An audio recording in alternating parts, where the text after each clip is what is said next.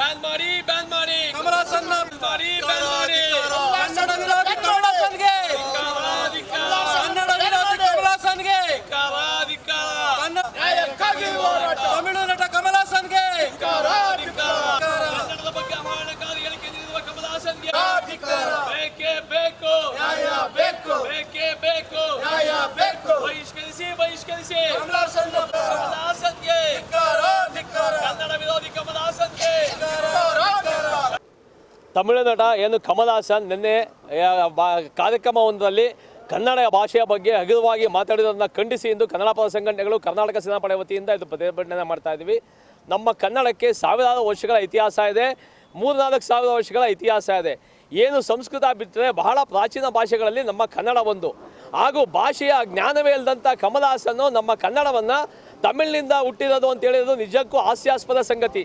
ನಮ್ಮ ಕನ್ನಡ ಭಾಷೆಯಲ್ಲಿ 52 ಅಕ್ಷರಗಳಿದೆ. ಜ್ಞಾನ ಇದೆಯಾ ಕಮಲ್ ಹಾಸನ್ಗೆ? ತಮಿಳಲ್ಲಿ ಇರೋದು ಬರೀ 18 ಅಕ್ಷರ, ಗೊತ್ತೇ?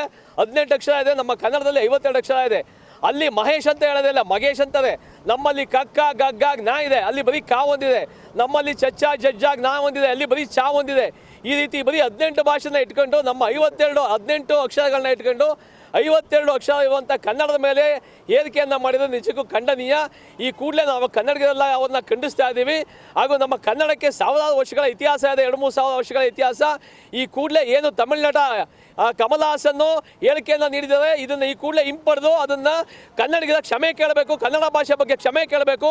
ಇಲ್ಲವಾದ ಪಕ್ಷದಲ್ಲಿ ರಾಜ್ಯಾದ್ಯಂತ ಕನ್ನಡ ಪರ ಸಂಘಟನೆಗಳು ಏನು ಮುಂದಿನ ವಾರ 5ನೇ ತಾರೀಕು ಅವ್ರದ್ದು ತಗ್ ಲೈಫ್ ಸಿನಿಮಾ ರಿಲೀಸ್ ಆಗ್ತಾ ಇದೆ.